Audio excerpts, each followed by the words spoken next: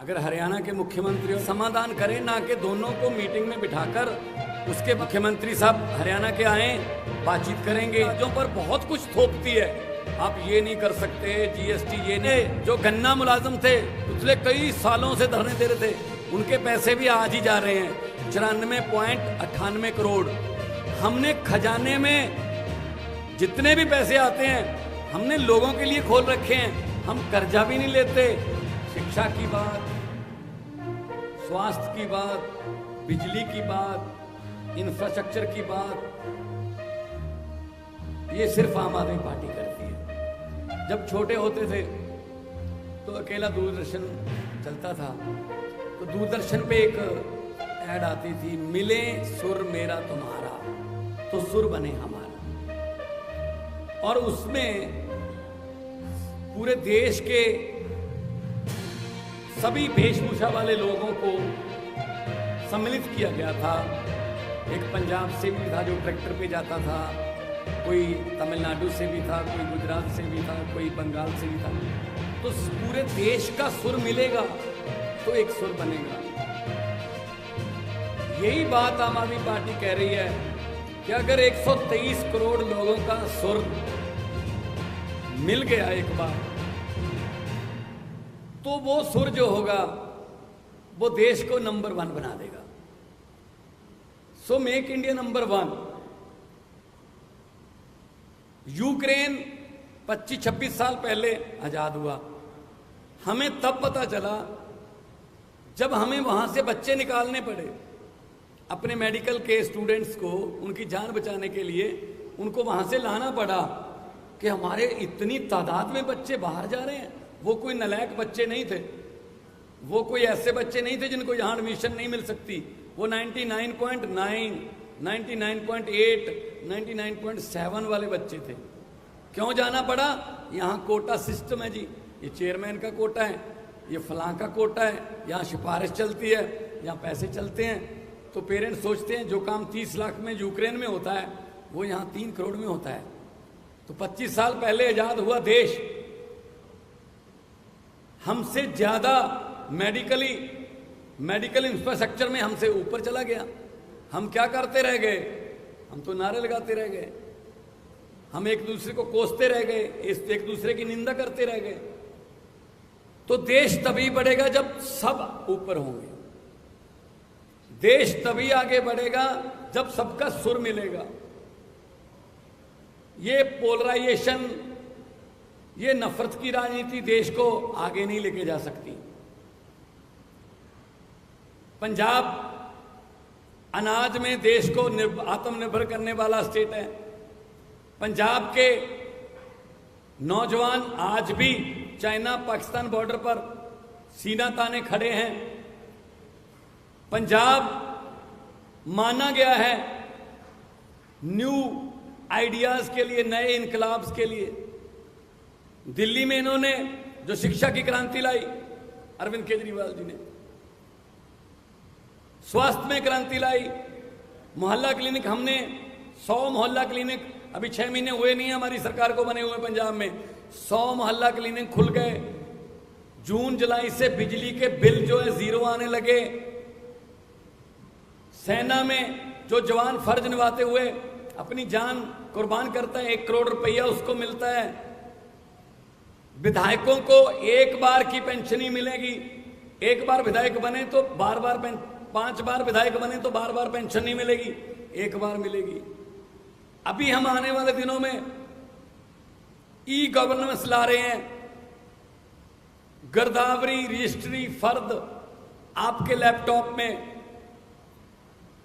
RC गाड़ियों की आपके लैपटॉप में, इंडस्ट्री के लिए सिंगल विंडो पहले भी सिंगल होती थी, इससे पहले वाली सरकारों में भी सिंगल विंडो होती थी, लेकिन हर अफसर की अपनी अपनी विंडो होती थी। इससे पहले जो भी इंडस्ट्री वाले आते थे वो पंजाब से एमओयू करने नहीं आते थे, वो एक परिवार से एमओयू करने आते थे। अब जब वो इंडस्ट्री वाले आते हैं तो पंजाब के साथ हस्ताक्षर करने आते हैं। पंजाब में बड़ी बड़ी कंपनियां आ रही हैं, नौजवान युवाओं को रोजगार मिलेगा, वही नौजवान जो आइलेट्स करके या कोई और तरीके से विदेश जा रहा है, ब्रेन ड्रेन हो रहा है, वो देश में रहेंगे। आपको एक हैरानीजनक बात बता देता हूं जो मुझे पिछले दिनों इन्वेस्ट पंजाब के एक सम्मेलन के दौरान पता चली। जोमैटो, आजकल उसके बिना हम खाना नहीं खाते, अगर वो देके जाएंगे तो ही खाएंगे। जोमैटो का जो चलाने वाला, जिसने जोमैटो शुरू किया, आइडिया किया, वो फरीदकोट से है। ओला का जो मालिक है वो सानेवाल से है। फ्लिपकार्ट पंजाबी का है। हमारे पास आइडियाज बहुत हैं, लेकिन उन आइडियाज को इंप्लीमेंट करने के लिए प्लेटफॉर्म चाहिए, तो वो प्लेटफॉर्म आम आदमी पार्टी दे रही है।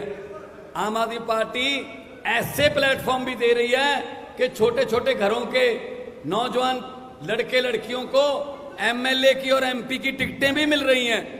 तो आम आदमी पार्टी आज देश को नंबर 1 बनाने के लिए जो भी बनता अफसर होगा, कोई ऐसी कमी नहीं छोड़ेगी आम आदमी पार्टी कि देश को नंबर 1 बनाने में कोई दिक्कत रह जाए। क्योंकि जैसा कि अरविंद केजरीवाल जी ने कहा है कि देश तभी आगे बढ़ सकता है जब सब आगे बढ़ेंगे। ऐसे बातें करने से या कोई भाषण देने से या जुमले सुनाने से देश आगे नहीं बढ़ेगा।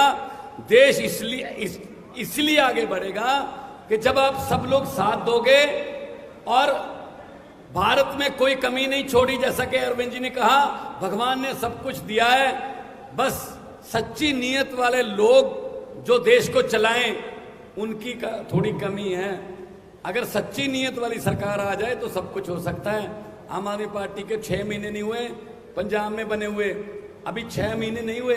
सच्ची नीयत है कि हमने 8736 अध्यापकों को पक्के कर दिया, जो पिछले कई सालों से अकाली दल और कांग्रेस की सरकारों से लाठियां खा रहे थे, पगड़ियां उतर रही थी, वाटर कैनन चल रहे थे। सच्ची नीयत है तो सब कुछ हो सकता है। तो मैं आप सबका इस बात के लिए आभारी हूं। आप बहुत ही शॉर्ट नोटिस पर हमारे पास पहुंचे हैं, और आपका कोई सवाल हो तो उसके जवाब देने के लिए हम लोग यहां पे उपस्थित हैं।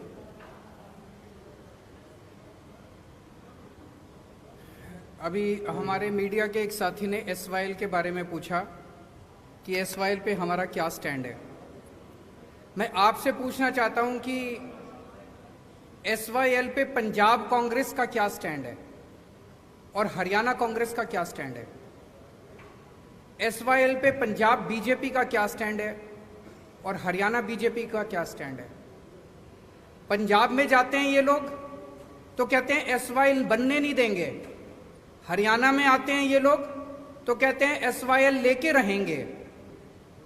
इसी गंदी राजनीति ने पिछले 70 साल में भारत को, इंडिया को नंबर 1 नहीं बनने दिया। केवल और केवल गंदी राजनीति करते हैं। एसवाईएल बड़ा इंपॉर्टेंट मुद्दा है, पानी बड़ा इंपॉर्टेंट मुद्दा है। दोनों राज्यों में पानी की कमी है, हमें यह बात माननी पड़ेगी। पंजाब में पानी का स्तर बहुत नीचे जा रहा है, पानी की कमी है, लोग प्यासे हैं। हरियाणा में पानी का स्तर बहुत नीचे जा रहा है, हरियाणा के अंदर पानी की कमी है, हरियाणा में लोग प्यासे हैं। पंजाब को भी पानी चाहिए, हरियाणा को भी पानी चाहिए। केंद्र सरकार की जिम्मेदारी है कि वो इंटरवीन करके हरियाणा के लिए भी पानी का इंतजाम करे और पंजाब के लिए भी पानी का इंतजाम करे। केंद्र सरकार का काम क्या है? केंद्र सरकार का काम ये नहीं है कि दोनों राज्यों को एक दूसरे से लड़ाए। अगर हम एक दूसरे से लड़ते रह गए तो भारत आगे कैसे बढ़ेगा? जैसा मैंने कहा कि हम मिशन पे निकले हैं, 130 करोड़ लोगों को जोड़ना है, हमें आपस में लड़ना नहीं है, और ये संभव है। हरियाणा को भी पानी मिल सकता है, पंजाब को भी पानी मिल सकता है। केंद्र सरकार को जिम्मेदारी लेनी पड़ेगी। मैं प्रधानमंत्री जी से अपील करता हूं कि पंजाब के लिए भी पर्याप्त पानी का इंतजाम करें, हरियाणा के लिए भी पर्याप्त पानी का इंतजाम करें, और अगर उनके पास समाधान नहीं है मेरे को बुला लें, मैं उनको समाधान बता दूंगा। लेकिन बैठ के इसका समाधान करना पड़ेगा। ये स्टैंड लेने से, पंजाब में जाओ तो एक स्टैंड ले लो, हरियाणा में जाओ दूसरा स्टैंड ले लो, ये स्टैंड की राजनीति ने पूरा गड़बड़ कर दिया। समाधान बताएंगे जी, प्रधानमंत्री को समाधान निकालना चाहिए। अगर उनके पास समाधान नहीं है मुझे चाय पे बुला ले, मैं समाधान दूंगा उनको। प्रेस कॉन्फ्रेंस के अंदर समाधान नहीं निकलते इन जटिल समस्याओं के। मान साहब, आपको मीटिंग के लिए बुलाया गया है एसवाईएल में। पहला सवाल तो ये कि आप उस मीटिंग में जाओगे। दूसरा सवाल मेरा ये है कि पंजाब के कर्मचारियों को इस महीने की अभी तक तनख्वाह नहीं मिली। करीब एक हफ्ता ऊपर जा चुका है जब उनको तनख्वाह उनकी मिल जाती है। आपका पहला सवाल है, अगर हरियाणा के मुख्यमंत्री और पंजाब के मुख्यमंत्री की कोई मीटिंग केंद्र सरकार की, जो कहते हैं कि केंद्र सरकार ने कहा है कि दोनों मीटिंग कर लें, हम मिलने को तैयार हैं, मुझे मिलने में कोई हर्ज नहीं है। लेकिन जैसा कि अरविंद जी ने कहा, केंद्र सरकार का ये फर्ज बनता है कि वो इस समस्या का समाधान करे, ना कि दोनों को मीटिंग में बिठाकर उसके बाद बाहर आकर अपने अपने वक्तव्य देने के लिए उनको छोड़ दें। तो मैं Punjab as a head of the state in Punjab, मैं जाने के लिए तैयार हूं।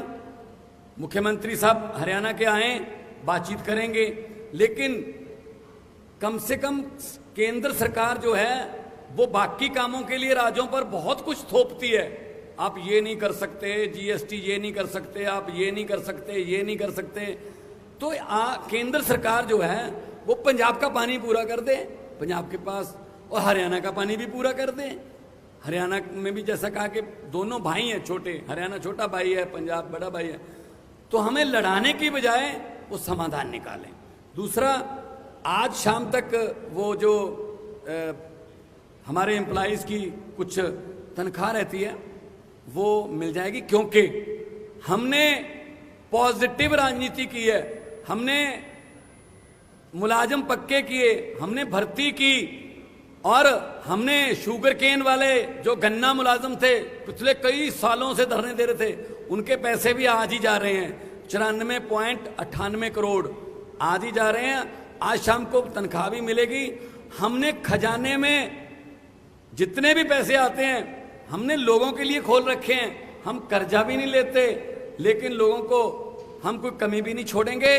और इस बार 23% जीएसटी की कलेक्शन बढ़ी है, और जितना टैक्स आएगा हम इंफ्रास्ट्रक्चर के रूप में, हम स्कूलों के रूप में, सस्ती बिजली के रूप में, हम सड़कों के रूप में, अच्छे स्कूलों के रूप में, मोहल्ला क्लिनिक के रूप में लोगों पर ही खर्च करेंगे।